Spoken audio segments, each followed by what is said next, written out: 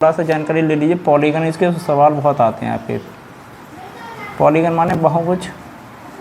सबसे पहले तो ये देखो कौन कौन सी आकृतियाँ बहुभुज होती हैं। एक तो देखो बहुभुज होने के लिए क्लोज फिगर होना ज़रूरी है।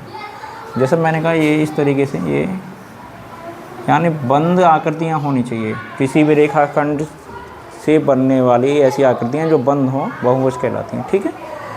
दूसरा, अगर हमने इसी आकृति को थोड़ा सा ऐसा कर दिया इस तरीके से, ये अब बहुभुज नहीं है क्योंकि ये यहाँ से खुली हुई है। कहाँ से? ये ऊपर से। ठीक। तो इतनी सी बात समझ में आ रही है। पॉलीगन क्या है? पॉलीगन वो है ऐसी आकृतियाँ जो एक तो रेखाखंडों से बन रही हो, दूसरी बंद हो। ठीक है। अब बच्चों ये क्या है, दो तरीके के होते हैं, कॉनकेव और कॉन्वेक्स।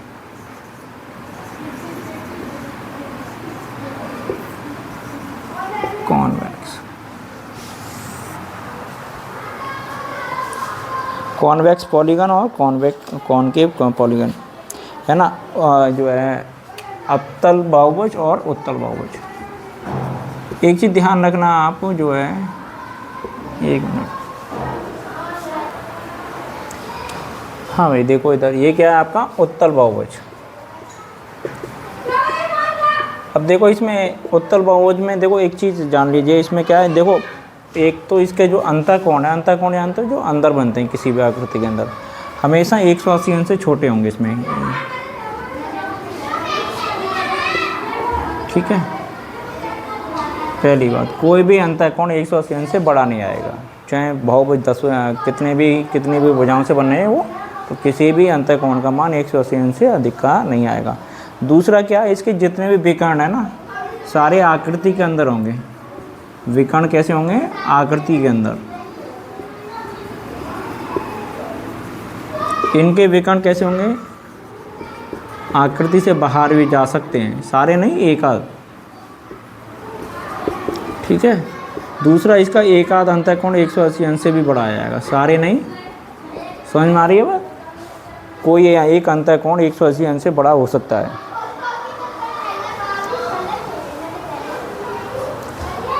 ठीक है, बस यही है। अब देखो इसके कुछ फिगर देख लो, जैसे ये है। ठीक।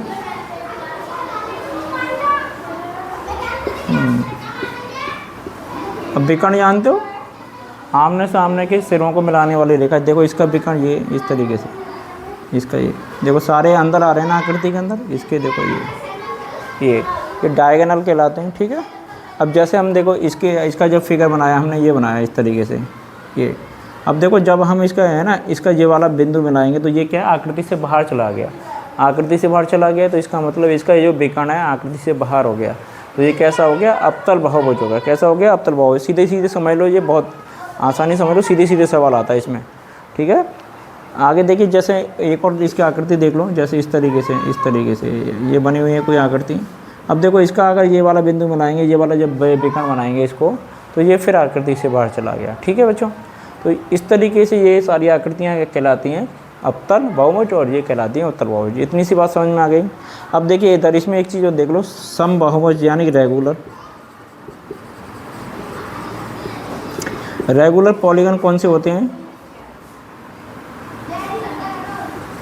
रेगुलर पॉलीगन, इनके सारी भुजाएं तो बराबर हों, जितनी भी हैं सभी भुजाएं व कोण दोनों समान होनी चाहिए। जैसे मैंने कहा वर्ग, स्क्वायर देखा, स्क्वायर का 90 अंश का प्रत्येक कोण कितने होता है? 90 अंश, चारों भुजाएं समान। तो ऐसा है ना, ये क्या है? समबाहुभुज है, समबाहुभुज है। लेकिन अगर आयत की बात करें तो क्या है? आयत नहीं है, आयत समबाहुभुज नहीं है। क्यों नहीं है भाई? वहाँ कोण तो प्रत्येक कोण 90 अंश का ही है, लेकिन उसकी केवल आमने सामने की भुजाएं बराबर होती हैं, चारों नहीं। समझ में आ रही है? तो समबाहुभुज क्या है? कौन सा कहलाता है? रेगुलर पॉलीगन ऐसा बहुभुज जिसकी कोण भी समान हो और भुजाएं, जितने भी कोण हैं उसके, जितने भी कोण हैं वो सारे बराबर आने चाहिए। ठीक है। विषम बहुभुज, अनरेगुलर इसका जस्ट अपोजिट हो जाएगा, यानी कि कोण और भुजा असमान हो। ठीक है। समान नहीं है, भुजा व कोण, सभी भुजा व कोण समान नहीं हैं। ठीक है। बस हाँ भाई देखिए, ये सूत्र हैं कुछ महत्वपूर्ण, इन्हें समझ लिए। ऐसे है ना, किसी भी सम बहुभुज के लिए जिसकी भुजाओं की संख्या कितनी है, n है, तो पहला सूत्र है प्रत्येक सभी अंतः कोणों का योग कितना होता है, n-2 इंटू 180। n-2 जैसे हमने कहा त्रिभुज के तीनों अंशों का कोण कितना होता है, 180। तो n बराबर यहाँ 3 रखोगे, देखो 3 में से 2 गया तो 1 बचा और 180 आ गया। चतुर्भुज के 4 को, तो 4 में से 2 हटा देंगे तो कितना हो जाता है चतुर्भुज का 360। ठीक है, प्रत्येक अंतः कोण का मान कैसे निकालेंगे, n/2/n गुणा 180। n क्या है यहाँ से, वो भुजाओं की संख्या है, ये ध्यान रखनी है हमें। ये केवल समबाहुभुज के लिए ही सूत्र लगाए जाते हैं। प्रत्येक बाह्य कोणों का योग हमेशा 360 अंश होता है। बाह्य कोण समझ लीजिए, जैसे हमने कोई ये आकृति बनाई, इसके ये वाले कोण अंतः कोण कहलाते हैं। और जैसे हमने कोई ये बाह्य भुजा बढ़ा दी इस तरीके से, ये इस तरीके से, ये इस तरीके, सॉरी ये इस तरीके से, तो ये वाला कोण है ना, और इसका है ना ये वाला कोण, इसको बढ़ाएंगे तो इस तरीके से, तो ये आपका ये वाला कोण, नहीं सॉरी ये वाला कोण आपका ये और ये वाला कोण जो बाहर बन रहे हैं ना, ये सारे कोण कैसे कहलाएंगे, बाह्य कोण कहलाएंगे। इसका ये वाला कोण, ये इसका ये वाला कोण, ये बाह्य कोण कहलाएगा। इन सभी का योग कितना 360 अंश होता है। ठीक है, अब देखो प्रत्येक बाह्य कोण का मान 360/n, n फिर भी यहाँ भुजाओं की संख्या है, भुजाओं की संख्या बराबर 360। अब क्या है यहाँ पर जो है n यहाँ पहुँच गया और बाह्य कोण नीचे आ गया। ठीक है, अब अंतः कोण और बाह्य कोण का अगर अनुपात पूछ ले सीधे सीधे तो ये होता है n-2/n। ठीक है, अंतः कोण और बाह्य कोण का योग होता है आपका 180 अंश। विकर्णों की संख्या n-3/2, n-3/2, ये ध्यान रखनी है। अब जैसे त्रिभुज का लगाएंगे n बराबर 3, तो 3 में से 3 गया 0, तो ऐसी आकृति जिसके विकर्णों की संख्या 0 होती है वो है त्रिभुज, यानी त्रिभुज के अंदर कोई विकर्ण नहीं होता। ठीक है, और ऐसी कौन सी आकृति जिसमें विकर्णों की संख्या भुजाओं की संख्या बराबर होती है, पंचभुज। कौन सी, पंचभुज। देखो यहाँ 5 रख देंगे, 5 में 3 गया 3, 3 से 2 कट गया, 2 बचा, 2 से 2 कट गया तो 5 का 5 आ गया। तो ऐसी आकृति पंचभुज होती है जहाँ विकर्णों की और भुजाओं की संख्या समान होती है। ठीक है, और जिसमें कोई विकर्णों की संख्या 0 होती है वो आकृति होती है त्रिभुज।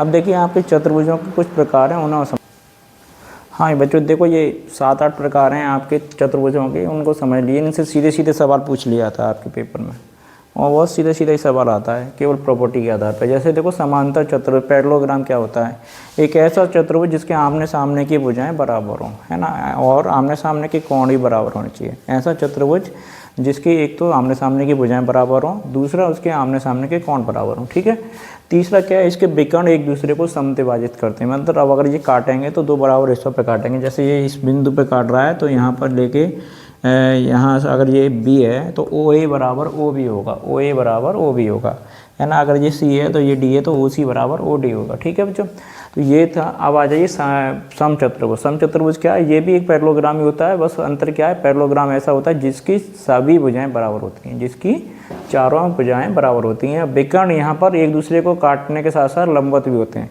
ये सारी प्रॉपर्टी लगने के साथ साथ इसमें बस एक अलग क्या है, एक तो भुजाएं सब बराबर हैं, दूसरा इसके विकर्ण एक दूसरे पर 90 अंश पर काट रहे हैं। कितने अंश पर काट रहे हैं, 90 अंश पे। समझ में आ रही है, ऐसा नहीं है जितने इसके गुण हैं वो सारे इसमें शामिल हैं। अब आ जाओ आयत पे। आयत में भी समांतर चतुर्भुज होता है, यानी कि समांतर चतुर्भुज वाली प्रॉपर्टी सारी इसमें होंगी। तो जिसके सभी कोण क्या है, 90 अंश हो जाएंगे, सभी कोण 90 अंश हो जाएंगे।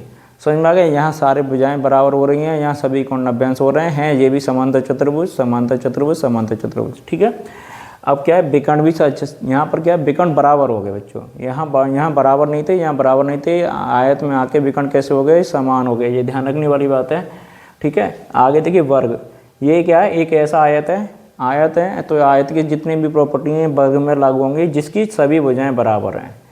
यहाँ पर क्या था, विकर्ण बराबर भी हैं, यहाँ विकर्ण लंबवत भी हो गए, बराबर भी हो गए और समद्विभाजित भी हो गए। समद्विभाजित क्यों है, क्योंकि ये समांतर चतुर्भुज है। लंबवत क्यों है, क्योंकि ये समचतुर्भुज की प्रॉपर्टी को फॉलो कर रहा है। ठीक है, समझ में आ गई।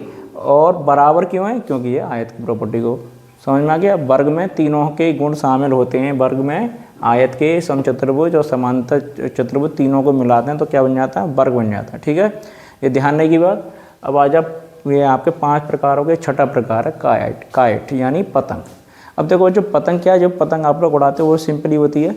अब इसमें क्या है, ऐसा चतुर्भुज जिसकी दोनों संलग्न भुजाएं कैसी हो, समान हो। संलग्न भुजा मतलब एक दूसरे से जुड़ने पास वाली भुजाएं, एडजेंट साइड, यानी कि ये वाली भुजा और ये वाली भुजा कैसी है, बराबर होनी चाहिए। ये वाली भुजा और ये वाली भुजा कैसी होनी चाहिए, बराबर होनी चाहिए। ठीक है। दूसरा क्या, विकर्ण एक दूसरे को लंबवत समद्विभाजित कर रहे हैं। इनके विकर्ण क्या है, एक दूसरे को कहाँ काटते हैं, एक तो 90 अंश पर काट रहे हैं, दूसरा 2 बराबर हिस्से कर रहे हैं। ठीक है। सबलम चतुर्भुज, सबलम चतुर्भुज में क्या है, जैसे चतुर्भुज के अंदर कितनी भुजाएं होती हैं, 4। इसमें एक पेयर होता है समांतर, दूसरा होता है असमांतर, यानी 2 भुजाएं तो समांतर की होंगी, 2 भुजाएं असमांतर की होंगी। जो असमांतर वाली भुजाएं वो कैसी होंगी, असमान लंबाई की होंगी। असमांतर भुजाएं कैसी होती हैं, बराबर नहीं होती हैं, अलग अलग लंबाई की होती हैं। ठीक है।